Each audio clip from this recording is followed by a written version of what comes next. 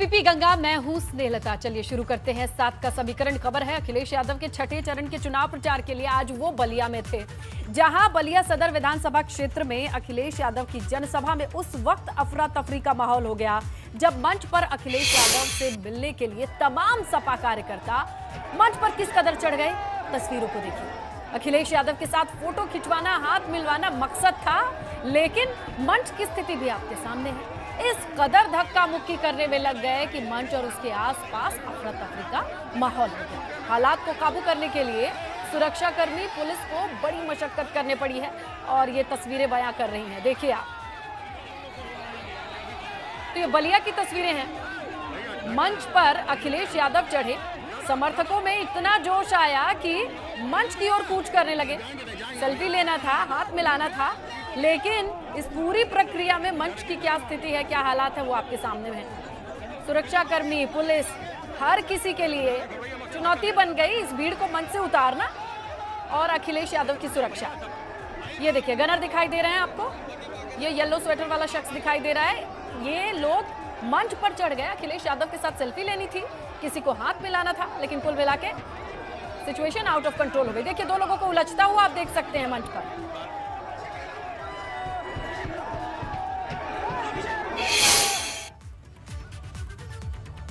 और फाजिल नगर से सपा प्रत्याशी स्वामी प्रसाद मौर्य के काफिले पर पथराव हुआ है, जिसमें करीब 12 गाड़ियों के शीशे टूटे हैं, उन्हें नुकसान पहुंचा है।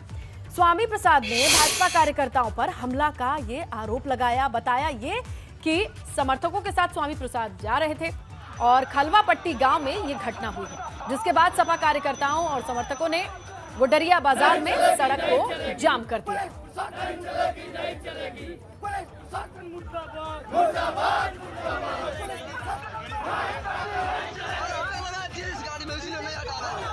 तो देखिए, कई गाड़ियों के शीशे टूटे हैं, करीब 12 गाड़ियां हैं जिनकी जो कंडीशन है वो आप देखिए। ये काफिले की गाड़ियां हैं स्वामी प्रसाद मौर्य की। और दूसरी तस्वीर जो है खलवा पट्टी पर, जहां समर्थक बैठ गए, नारेबाजी करने लगे। निर्वाचन अधिकारी के द्वारा निर्धारित रूट मार्ग से समाजवादी पार्टी का रोड शो हो रहा था, चुनावी रोड शो हो रहा था, जिसमें एक सुनियोजित साजिश के तहत भारतीय जनता पार्टी के लोग लाठी, डंडा, हथियार और पत्थर के गिट्टी से व्यवस्थित होकर के सामूहिक रूप से हमला बोले, जिसमें मेरी गाड़ी भी बुरी तरह से टूट गई है। मेरे ड्राइवर का कान फट के थोड़ा उसका टुकड़ा निकल गया है। सैकड़ों गाड़ियां तोड़ दी गई हैं और साथ ही साथ सैकड़ों कार्यकर्ताओं को बुरी तरीके से दौड़ा के मारा है। चूंकि मैं दूसरी गाड़ी में बैठा था आज, इसलिए मेरी गाड़ी, जिस गाड़ी में बैठा तो आगे निकल गई। मेरी जो परमानेंट गाड़ी है जिसमें मैं चलता हूं, जिसका नंबर सबको मालूम है, उस नंबर पर इन लोगों ने हमला किया। लेकिन इस हमले के बाद भाजपा सांसद और स्वामी प्रसाद मौर्य की बेटी संघमित्रा मौर्य ने इस हमले के लिए जिस तरीके से अपनी ही पार्टी यानी भाजपा को कटघरे में खड़ा कर दिया, कई सवाल अब हमारे सामने हैं, जहां पर इसके लिए तमाम सियासी मायने भी निकाले जा रहे हैं। संघमित्रा ने यहां के भाजपा कार्यकर्ताओं को गुंडा बोल दिया। हमला हुआ है, ये पिताजी नहीं कह रहे हैं, ये सड़क पर दिखाई दे रहा है। गाड़ियां किस तरह तोड़ी गई हैं, लोगों के सर से किस तरह खून बह रहा है, लोगों के पैर किस तरह टूटे हैं, इवन हमारे पिताजी को चोट किस तरह आई है। वो भारतीय जनता पार्टी जो शांति का और दंगा मुक्त प्रदेश की बात करता है, आज उसी के प्रत्याशी ने हमारे पिता पर हमला किया है। और जब वहां पर पुलिस पहुंची है तो 5 गाड़ियों की फोर्स हमें लेकर वहां से बचा के आई है। वहां पे भारतीय जनता पार्टी के कार्यकर्ताओं ने एक महिला को भी घेरा, उस महिला को जो खुद भारतीय जनता पार्टी की सांसद है। वहीं स्वामी प्रसाद मौर्य पर हमले को लेकर बीजेपी प्रत्याशी सुरेंद्र सिंह कुशवाहा ने कहा कि वो अपनी हार से घबरा गए हैं। इस दौरान उन्होंने विवादित बयान भी दिया।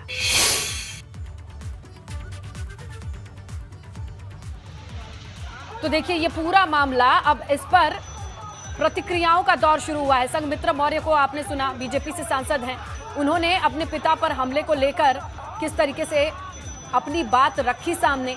इसी बीच पूरे कुशीनगर के सियासी माहौल, सियासी पारे को बढ़ता देख सकते हैं।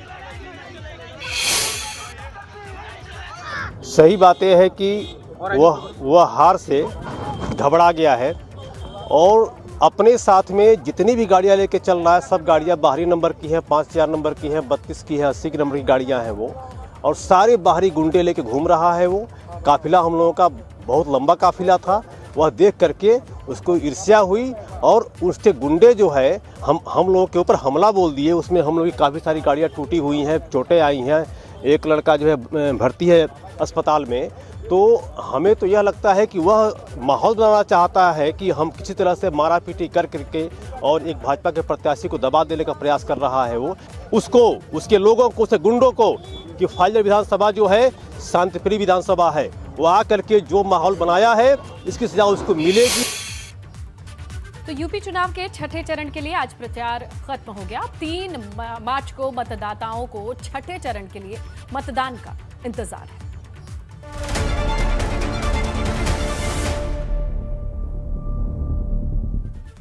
तो यूपी विधानसभा चुनाव के लिए छठे चरण के लिए आज प्रचार अभियान खत्म हो गया। अब 3 मार्च को पूर्वांचल के 10 जिलों की 57 सीटों पर वोट डाले जाएंगे, जिसमें बलिया, संत कबीर नगर, महाराजगंज, गोरखपुर, कुशीनगर, देवरिया, अंबेडकर नगर, बलरामपुर, सिद्धार्थनगर और बस्ती जिले शामिल हैं।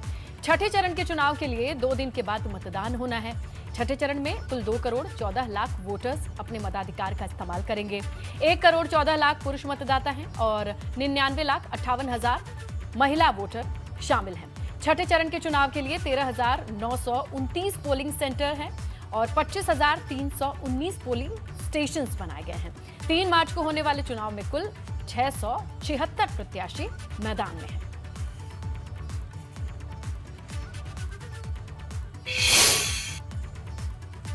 तो छठे चरण के चुनाव में भी कई दिग्गज चुनावी मैदान में मौजूद हैं और राजनीतिक भविष्य का फैसला वोटर करने वाले हैं इनके। छठे चरण में गोरखपुर शहर विधानसभा से चुनाव लड़ रहे मुख्यमंत्री योगी आदित्यनाथ के अलावा देवरिया की पत्थरदेवा सीट से कृषि मंत्री सूर्य प्रताप शाही हैं। देवरिया सदर से भाजपा नेता शलभ मणि त्रिपाठी हैं। इसके अलावा हॉट सीट बलिया सदर से सपा के नारद राय और भाजपा के दयाशंकर सिंह मैदान में हैं। बलिया की पिपना सीट से दिग्गज सपा नेता राम गोविंद चौधरी के अलावा कुशीनगर की फाजिल नगर सीट से स्वामी प्रसाद मौर्य हैं। फेफना से यूपी सरकार में मंत्री उपेंद्र तिवारी हैं और सिद्धार्थनगर की बांसी सीट से स्वास्थ्य मंत्री जय प्रताप सिंह भी चुनावी मैदान में हैं। इसके साथ ही अंबेडकर नगर की अकबरपुर सीट से सपा के राम अचल राजभर हैं, तो भदोही की ज्ञानपुर सीट से जेल में बंद बाहुबली विजय मिश्रा, अंबेडकर नगर की कटेहरी सीट से लालजी वर्मा भी मैदान में है, जिनकी किस्मत का फैसला 3 मार्च को जनता वोट डाल करके करेगी। बलिया सदर पर लड़ाई दिलचस्प है। यहां सपा के प्रत्याशी नारद राय और भाजपा के प्रत्याशी दयाशंकर सिंह के बीच आर पार की लड़ाई है, सियासी जंग है। दोनों अपनी जीत का दावा कर रहे हैं। वैसे कितनी सीटें इस बार?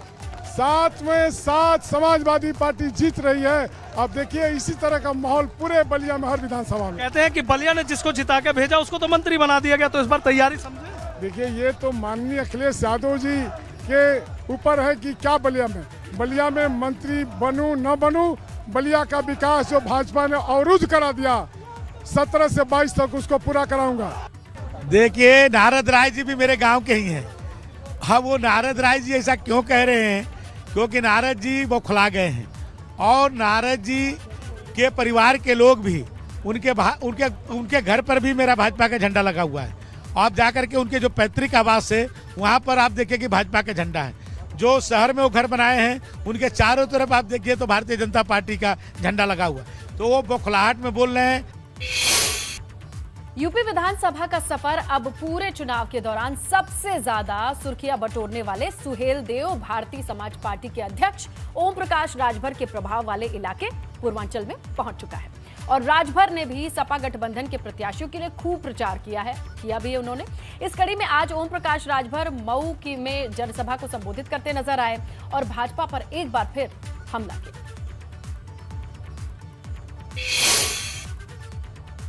बाबा शिक्षा पे बात नहीं कर सकते, रोजगार पे बात नहीं कर सकते। उनके ललका सांड जो घूम रहे हैं उससे हम किसानों को कैसे निजात पहुंचा दें, नौजवानों को रोजगार कैसे दे दें, प्रदेश में देश में बढ़ती हुई महंगाई से कैसे हम निजात दिला देंगे। संविधान है, संविधान से देश चल रहा है, संविधान के दायरे में जो जिसकी जितनी हिस्सेदारी उसकी उतनी भागीदारी। हम ये काम कर रहे हैं। योगी बाबा बुलडोजर चलावें और चाहे वो पोपलैंड चलावें, और उनसे अगर पूछा जाए कि खाली ये जाति चीन के चलाते हो, अगर उनके नेता से पूछिएगा योगी बाबा से कि जाति चीन के चलाते हो, पिछड़े दलित अल्पसंख्यक पे चलेगा, ब्राह्मण पे बुलडोजर चलेगा, लेकिन योगी जी के बिरादर पे क्यों नहीं चलेगा। % पूर्ण बहुमत की सरकार बन रही है। आप जहां खड़े हैं मऊ में 4 सीट जीत रहे हैं, बलिया की 7 जीत रहे हैं, आजमगढ़ की 10 जीत रहे हैं, अम्बेडकर नगर 5 जीत रहे हैं, गाजीपुर की 7 जीत रहे हैं, बनारस में 6 जीत रहा हूँ। दो दिन के बाद बता दूंगा। 3 मार्च को जिस वक्त यूपी चुनाव के छठे चरण का मतदान चल रहा होगा, उसी दिन प्रधानमंत्री नरेंद्र मोदी 3 दिन के लिए पूर्वांचल में डेरा जमाने वाले हैं। 3 मार्च को वाराणसी पहुंचने के बाद प्रधानमंत्री चंदौली में जनसभा को संबोधित कर सकते हैं और अपने संसदीय क्षेत्र वाराणसी लौटकर रात्रि विश्राम भी करेंगे। अगले दिन 4 मार्च को वाराणसी में प्रधानमंत्री रोड शो कर सकते हैं, जो वाराणसी की 3 विधानसभा क्षेत्र जो है वाराणसी कैंट, वाराणसी दक्षिण और वाराणसी उत्तर से होकर गुजरेगा। सूत्रों की माने तो इस दिन प्रधानमंत्री वाराणसी और जौनपुर के बीच भी एक रैली को संबोधित कर सकते हैं। इसके अलावा 5 मार्च को वाराणसी के खजूरी गांव में पीएम मोदी एक जनसभा कर सकते हैं, ये प्रस्तावित बताया जा रहा है। यूपी विधानसभा चुनाव के 7वें चरण में पूर्वांचल के 9 जिलों की 54 सीटों पर मतदान होना है, जिसमें वाराणसी जिले की 8 विधानसभा सीटें भी आती हैं। ऐसे में पूर्वांचल में एक बार फिर 2017 जैसी सफलता दोहराने के लिए खास रणनीति के तहत पीएम मोदी का ये पूर्वांचल दौरा तैयार किया गया है। चुनावी बयार के बीच देश के प्रधानमंत्री और काशी के सांसद का एक बार फिर से पूर्वांचल में आगमन हो रहा है। 3 तारीख को प्रधानमंत्री चंदौली में जनसभा को संबोधित करेंगे और उसके बाद काशी आकर रात्रि विश्राम करेंगे। बात अगर 4 तारीख की करें तो 4 तारीख को प्रधानमंत्री रोड शो करेंगे। लंका से पांडेपुर के बीच ये रोड शो होना है और 3 विधानसभाओं को, 3 शहरी विधानसभाओं को ये रोड शो टच करेगा और इसी दिन जनसभा का भी आयोजन होना है। प्रधानमंत्री उस दिन काशी में रुकेंगे और इसके बाद 4 तारीख को एक और भी जनसभा को संबोधित करेंगे और ये जनसभा राजा तालाब क्षेत्र में होनी है। तो काशी में प्रधानमंत्री का आगमन, पूर्वांचल में प्रधानमंत्री का आगमन कहीं ना कहीं बदलते हुए समीकरणों में जान फूंकने का काम करेगा। कैमरामैन विशेष के साथ नीतीश कुमार पांडे, एबीपी गंगा, वाराणसी।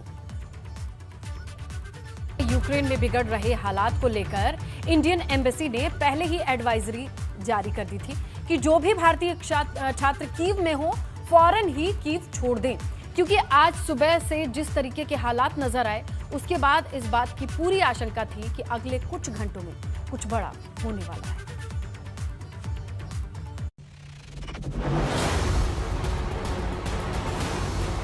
रूस की बमबारी के बाद यूक्रेन के कई इलाके पूरी तरह से तबाह हो चुके हैं। बमबारी की ये तस्वीरें खार्किव के सेंट्रल स्क्वायर में मौजूद क्षेत्रीय राज्य प्रशासन भवन की है, जिसे रूस की सेना ने मिसाइल से उड़ा दिया है। इस हमले में 6 लोग जख्मी हुए हैं, जिसमें एक बच्चा भी शामिल है। तस्वीरों में साफ नजर आ रहा है कि सड़क पर कुछ गाड़ियां दौड़ रही हैं। इसी दौरान एक बम यहां आकर गिरता है और उसके फटते ही जोर का धमाका होता है।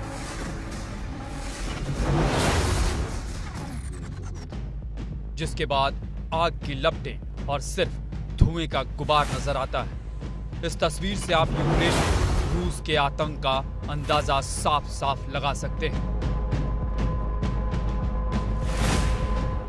यूक्रेन की राजधानी कीव में भी हालात ठीक नहीं है। बिगड़े हालात के बीच इंडियन एम्बेसी में वहां फंसे छात्रों के लिए इमरजेंसी एडवाइजरी जारी कर दी गई है। छात्रों से कहा गया है कि वो जिस भी हाल में हो तुरंत कीव को छोड़ दें। तो क्या कीव में अब हालात और बिगड़ने वाले हैं? मगर रूस की कार्रवाई का यूक्रेन के सैनिक भी डटकर जवाब दे रहे हैं। जलकर खाक हो चुका ये वाहन रूस का बताया जा रहा है। इसकी ये हालत यूक्रेन के सैनिकों ने की है। शुरुआत में जब रूस ने यूक्रेन पर अटैक किया तो लगा कि यह युद्ध ज्यादा दिन नहीं चलेगा, मगर अब यूक्रेन के सैनिक भी साहस दिखा रहे हैं, जिससे अब रूस ने यूक्रेन के शहरों पर फिर से बमबारी तेज कर दी है। Bureau report, ABP Ganga.